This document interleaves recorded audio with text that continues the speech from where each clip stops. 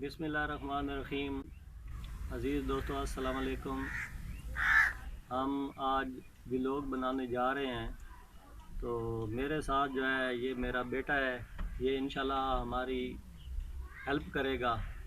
तो आप देख सकते हैं कि आज काफ़ी मौसम अच्छा हो गया है। तो बादल थे सुबह से काफ़ी, अभी ख़त्म हो गए हैं। तो इंशाल्लाह व्यूअर्स, आप हमारे चैनल को लाइक करिएगा, सब्सक्राइब करिएगा। तो इंशाल्लाह हम आपके भरपूर ताउन का।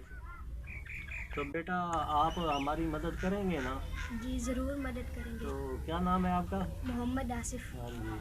तो ठीक है, इंशाल्लाह जी हम वीडियो बनाते हैं। तो व्यूअर, अब हम अपने घर सेंध में आ गए हैं। तो हम आपको आज एक चीज़ दिखाएंगे कि हमारा वाईफाई कनेक्शन कहाँ पे लगा हुआ है। तो वो देखें कि सामने हमारा वाईफाई कनेक्शन लगा हुआ है। तो जैसे कि आपको पता है कि इसके बगैर तो यूट्यूब का चलना बहुत मुश्किल है। तो